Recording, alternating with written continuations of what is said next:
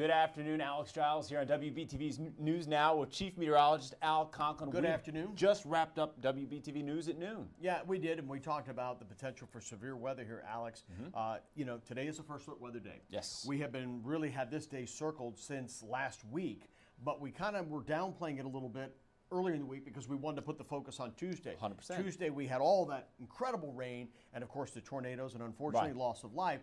Once we got past Tuesday though, we started to turn our attention onto Friday, which is today. Now we've circled back up. This is a first alert weather day. We're tracking rain. It's been dry so far most of the day. That will not be the case for the afternoon and evening hours. And you guys have made it clear that while we could see severe weather this afternoon into the evening, it's going to be a little bit different than what we experienced earlier in the week. Well, number one, earlier in the week on Tuesday, it was raining before we even woke up. Here we are now going into the afternoon, and it's still not raining, but that rain is moving in. Right. And let's take a look at the graphics here. So, all right, there's your radar scope right now, and you're saying, okay, well, I see the rain. Well, let's widen this out. Oh! Yeah, there's a lot more back to the west of us. There's snow as well around Milwaukee, Chicago, and back towards that area, but we're more concerned about the rain because that's what's coming in our direction. We've seen tornado watches and warnings across Mississippi and Alabama, and all that is now moving eastward. And if you look closely, you see lightning as well that's coming into North Georgia and East Tennessee. And so this is what's heading in our direction. While we were dry this morning, we will not be dry for the afternoon and evening. So what about temperatures? Where do we go? Well, in the mountains, you're probably not going up very much more than where you are right now, upper 30s to lower 40s. But in the foothills, I think we can make a run into the lower 50s.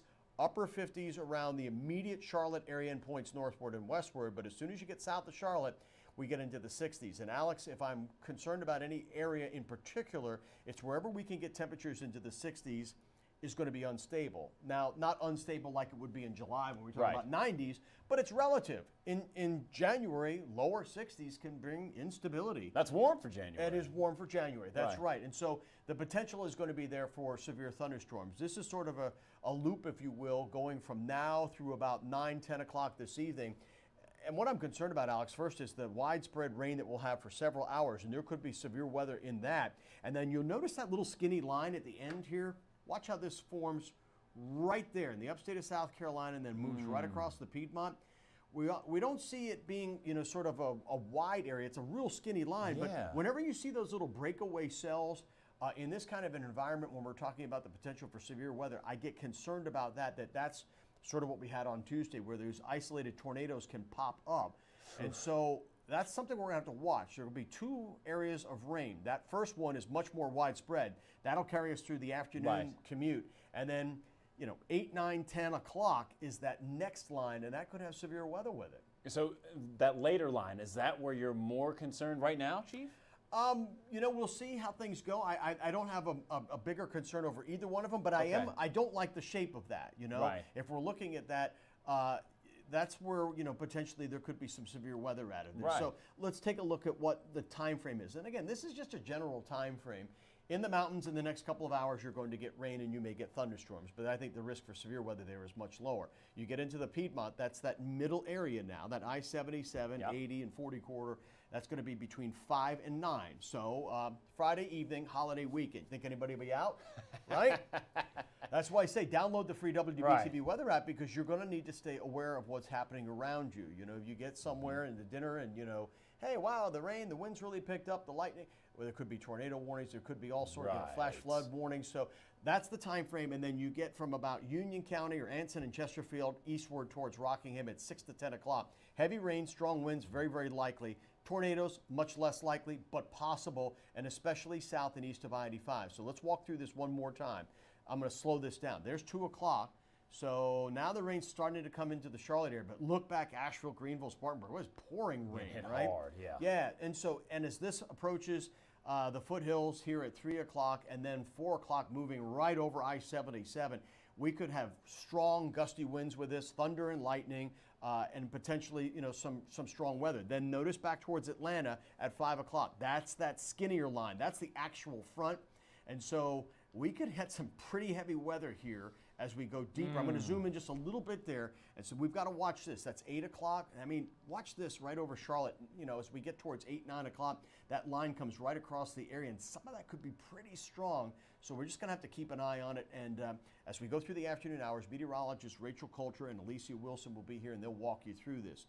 one of the things we look at is fuel for potential severe weather.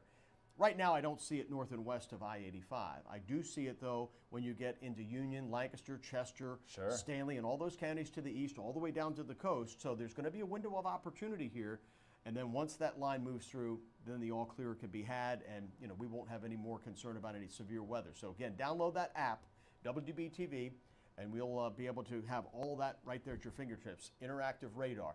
All right, we want to talk about our rain chances because we've got the MLK parade tomorrow. Yep. MLK Day on Monday. On Monday, right. Okay, so I think we're dry for the weekend, Saturday and Sunday, lots of sunshine. Monday, very, very small chance for any rain to be late in the day. And then into Monday night and Tuesday morning, there is a chance we could get a little bit of shower activity, rain, or perhaps even wet snow. What? Whew. Right? Take a look at the forecast. You said the S word there, Al. I know. Don't get people going. All right. So today we're in the upper 50s to low 60s. Right. But then look at the weekend. Okay, that's about average. Saturday, Sunday, lower 50s. That's typical for this time of the year. Whoa, we're headed down here. Big slide. Yeah. And then so something that we've been monitoring now for the better part of a week. I've been talking about this. It's kind of gotten lost a little bit because of the more important, weather that we had Tuesday and potentially today. Right. You got to put the focus where it needs to be. But as you look at those below normal temperatures, they're coming right into the Carolinas. So this would be generally next week into next weekend. And so I'm going to give you the 10-day forecast here. Let's focus on the next 7 days first. All right, 59 today, 100% chance of rain. Not going to rain all day. Obviously, it didn't rain this morning, but it is going to rain this afternoon, this evening. We'll quiet down tonight, lows in the upper 30s to about 40. Sunshine, chilly breeze tomorrow. The parade, 9:30 step off, is going to be in the 40s. It'll be cold, but sunny. Mostly sunny on Sunday, then mostly cloudy on Monday, the actual holiday. Low rain chance, but then we got to watch Monday night into early Tuesday morning for, there's Charlotte's low, 33. That could be cold enough for a little bit of snow. Oh, it's right there at that freezing point. Yeah, now let's widen this out. These are numbers that I know Alex Giles does not like. Listen, if you've got light jacket, heavy jacket, and if you have a heaviest jacket option, I would dare say you are getting into heaviest jacket territory. No, you're not kidding here. We may have several nights, in fact, I know we will. We're going to have several nights in the teens and 20s.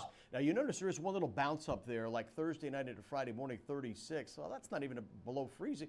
How could that be in the middle? Yeah, well, what's going to happen is we'll kind of, quote unquote, warm up a little bit Thursday. And then a secondary front will come through and knock us right back down again as we go into Friday, Saturday, and Sunday, where the lows will be in the teens. And that's Charlotte. So if you're watching from outlying areas, it's going to be colder. This is going to be the coldest weather of this winter season. We've had several nights well down into the 20s, but that's not kidding right there. That is way below average, all the way from Texas to Florida, from the Dakotas all the way to Maine, North, South Carolina, Virginia, Georgia, all of us, into that serious cold weather that will be here for next week. So that's why I say it'll be the coldest week of the season. Now, what we don't know is about any kind of winter weather yet. So far, we haven't had very much snow in and around our viewing area. Haven't had any in Charlotte, but we've had plenty of rain. It's been rain because we haven't been able to marry up the cold air and the wet weather. Now, we've had cold weather, but we haven't had the moisture. So if we could get ourselves a snowstorm. I don't see anything in the models that's particularly of noteworthiness to me at this point, but it is something that we're going to watch. Sometimes these long-range models kind of settle on something, and then we can fine-tune that forecast. But there are going to be a couple of opportunities for some snow, particularly in the mountains. So this is something we're going to have to watch for next week. But again, for today, the word is rain and severe weather we're most concerned about right there. So again, stay with us here at WBTV. Download that app so that you'll have everything you need. And of course, if you're home with us, we want to welcome you to join WBTV News. We've got team coverage all across the Carolinas, all across our viewing area. And meteorologists Alicia Wilson and Rachel Coulter are going to hold your hands and walk you through this. We'll get through it together. We'll have a great holiday weekend. On your side, right? I think that's what it's all about. Hey, we mentioned this earlier. You're down into like the last couple of hours if you needed to like bring something inside right now, or had to get out and wanted to walk the dog before the dog that doesn't like to get wet. I've got one of them. Yeah, I've got one of them at home. Exactly. Yeah. No, you're right. You've got still a couple of hours, but if you're watching from west to east, that rain is going to move in. We showed you that. So I'll just jump ahead. You can see right there. All right, that's what's coming in our direction. So don't be fooled here. Yeah, it's been dry all day long until, now that we're getting into the afternoon and evening hours, that rain's going to come through. So you have time, get the flag down, get the, the yard ornaments, whatever, the lawn furniture. If you got to put them You know, I did the same thing. I know you did earlier in the week with these storms. You know, my yard furniture or my patio furniture is kind of lightweight and has a tendency to blow around. So I always sort of secure that stuff. You still have time, but look at the thunder and lightning that we're seeing, or the thunder that we're seeing. The thunder we're seeing. You don't see thunder, but you do see lightning, right? All right, you see the lightning there around Atlanta. Right. Well, it all comes up I-85. That's heading in our direction. So this is the time to do it, my friend. And we said if there was ever a day to ask the Bostons, like, hey, you mind if I skate out a little bit early just because I want to get home? In all seriousness, for safety reasons, you don't want to be out on the roads in the middle of that, right? No, because the winds could top up to 40 miles per hour here. That's even outside of any potential severe thunderstorms. Right. And again, the roads are going to be wet this afternoon. Friday, going into a holiday weekend, yeah. You know what? For good behavior, maybe the boss will let you out a little bit early. Let's get home, huh? How about it? Download that WBTV First Alert weather app, as the chief likes to reference all the time. Yeah. Always trying to be on your side, and even if you're not, dialed in on air, you can get the updates through the app. That's right. That's right. We're with you. Even if you're not home watching us on TV, you'll have everything you need. Make sure those notifications are turned on, though. So if we get any severe thunderstorm warnings, flood warnings, or, God forbid, tornado warnings, and you're not there in front of the TV to watch us, you'll have it right there at your fingertips. Interactive radar takes you right down to street level. Lightning data, I mean, it's all important stuff. Absolutely. All Before right, we go, I'm going to go ahead and knock on wood, too. Yeah, and I'm going to give you a fist pump. You have a great weekend. You have a great weekend as well, and we appreciate you tuning in with us. Be safe. There you go.